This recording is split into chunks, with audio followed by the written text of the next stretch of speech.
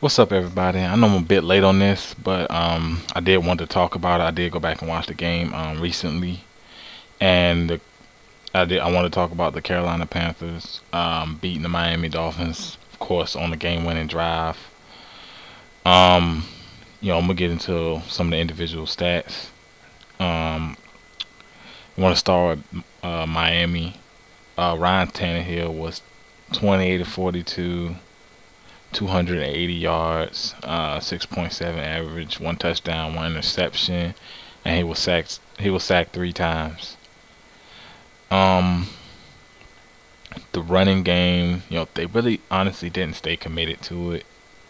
It was mainly them throwing it. They only ran the ball 17 times. Tannehill, ran rush 4 times, 36 yards. Um, Lamar Miller, 10 carries for 8 yards. They really didn't run the ball that much. You could tell, they were trying. Their main focus was to put the ball in the air, and they did just that. If you go down and look at some of these stats, Mike Wallace, 5 receptions, 127 yards. Um, that's a 25.4 average. One touchdown. He had a long of 57. He was targeted 10 times. So, Tannehill was throwing the ball. They were throwing the ball deep, and there was a lot of plays where Tannehill just missed him, and he was open down the field. Brian Hartline, 5 receptions, 78 yards. Was targeted 5 times. Lamar Miller, 4 receptions for 39 yards. It was targeted 4 times. Charles Clay was with 4 receptions, 27 yards, targeted 7 times.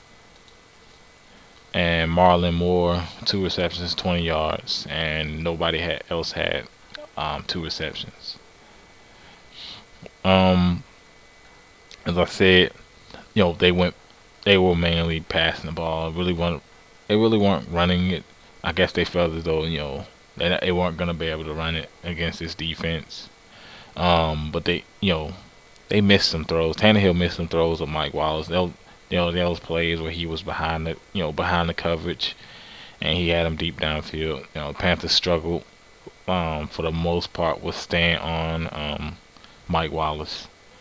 It's just there was some missed throws, there was some drops, and if they could have hooked up a little bit more, in terms of passing, then maybe things would have changed. Would have been different. um, Defensively, um, I would say the standout definitely is Cameron Wake. You look at it. He didn't. He obviously didn't have the sacks, but he had the hurries. Um, Philip Philip Wheeler played well. For the most part, they did a good job against the Panthers. Um, they were able to get pressure on Cam. Um, you know, Forcing them to some difficult throws. With tight, they had tight coverage on the receivers. So I say for the most part, the defense played well. Of course, Cam made a lot happen on the final drive, but if we're talking about the entirety of the game, um, they did play quite well. Um, let's see. Let's see. Is there anything else? Let's see. Okay, that would just about cover it for um the Dolphins. Okay, Carolina, Cam Newton, 19 for 38, 159 yards, one touchdown, one pick. He didn't look that good this game. You could tell that was some balls that sailed on him. The pressure did get to him. He was sacked. He was sacked only 2 times for 15 yards, but the amount of hurries, guys like Cameron Wake were able to get some pressure on him.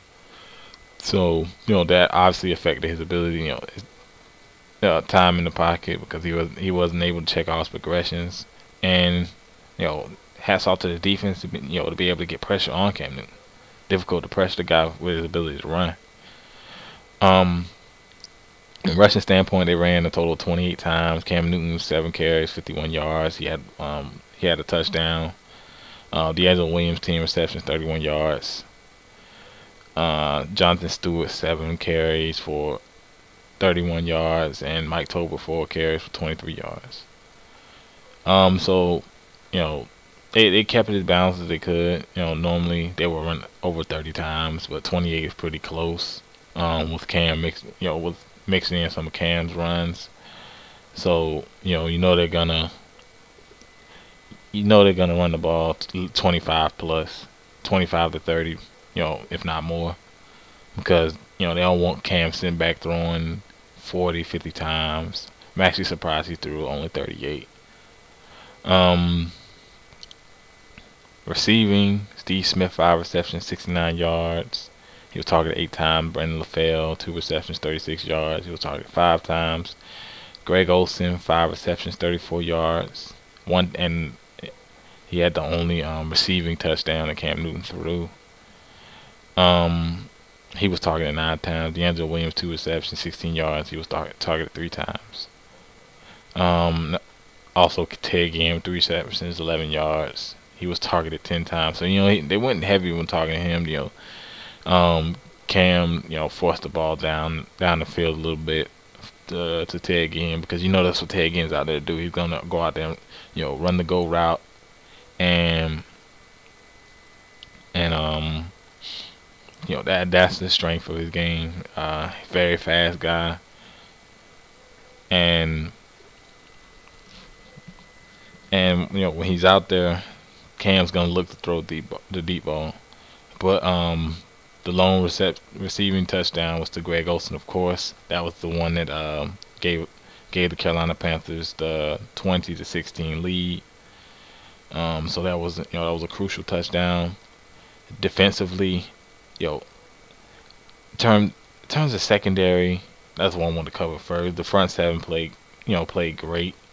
They were able to stop the run whenever Miami didn't run the ball that much, but when they did run it, they pretty much had that shut down. The problem I have to say is Mike Wallace kept getting behind the defense. I would say they struggled with covering Mike Wallace. He kept getting behind the defense. Honestly, there were some throws that were missed by Tannehill that if caught, the game could have been different. Also, there were some drops. So I can definitely say the secondary, which has been good for the most part, made some mistakes, and they were letting Mike Wallace get behind them. But for the most part, the front seven played pretty good. It was mainly a defensive struggle for the most part. Neither team really played well. Our team offense really played that well. Tannehill did have the 280 yards, but for the most part, those were on big plays. You got a 57-yard play, 26-yard play. A lot of them were on big plays, but he did play better than Cam. Cam did have the game-winning drive, and he also had a rushing touchdown early on in the game. But for the most part, the defense, that Dolphins defense was able to keep him in check and get pressure on him to force him some errant throws. Third down efficiency wasn't that good for neither team. The Panthers were 6-17 on third downs, and the Miami Dolphins 4-16. So neither team was really that great on third downs. The Panthers were 2 of 2 on fourth down, which I believe it was in the last drive they were going for on fourth down. Let's see, both teams had 1 turnover. Penalties were about the same. Carolina had 8 penalties for 56 yards, and the Dolphins had 6 for 55. So that was about the same. Rushing, that was a big disparity. Carolina was the 136, and 51 of those were Cam Newton. So he kind of skewed that number. The Dolphins only had 52 yards rushing. I think they should run the ball a little more, to get some pressure off Tannehill, because he's a guy that gets pressured a lot. throughout this year. He's the most sacked quarterback in football, so I think they should run the ball a little bit more to take some pressure off of him. Time of possession was very close. The game was very tight. Carolina with 30 minutes 12 seconds, and the Dolphins with 29 minutes 48 seconds. So I say for the most part, the game was played pretty close. Carolina won it at the end. Cam Newton with another game-winning drive. He's played the guy. He's these last 2 weeks he's been very clutch. Near in the end of games. He didn't play particularly great for in this game, but he did have that game-winning drive, and he was making plays with his legs, so I can definitely give him credit for that. Um, Defensively, as I said, the Panthers have to play a little bit better in terms of defending receivers. Now they have for the most part this year. It was this game where Mike Wallace pretty much got the better of him.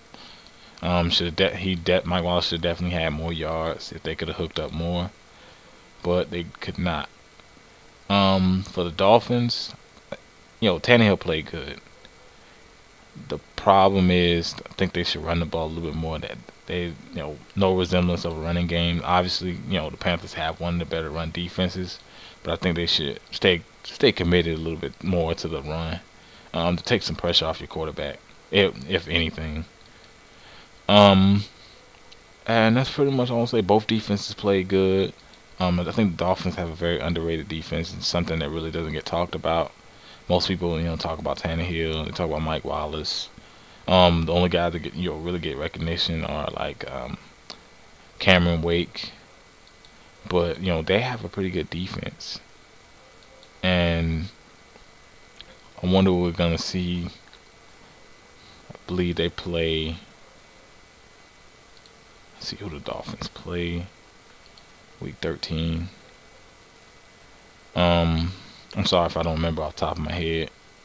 The Dolphins play the Jets, which is the division rival game. So we'll have to see how that goes. And Carolina plays the Tampa Bay Buccaneers, who have been playing in recent weeks, playing better. So we have to see how both games go. Of course, I already picked these games. So if you want to know who I picked, go back and check my week 13 picks, and I picked. I'll pretty much tell you the picks for both these games for next week. But if you watch this game, let me know what you think. What were things you did like? If either you're a Carolina Panthers or you're a Dolphins fan, what are things you like from both your teams? What are things you didn't like? Obviously, winning and losing is going to be the biggest thing. But looking into actually breaking down the game, what are things you saw in the game? Of course, hit that thumbs up button and subscribe. Thanks for watching.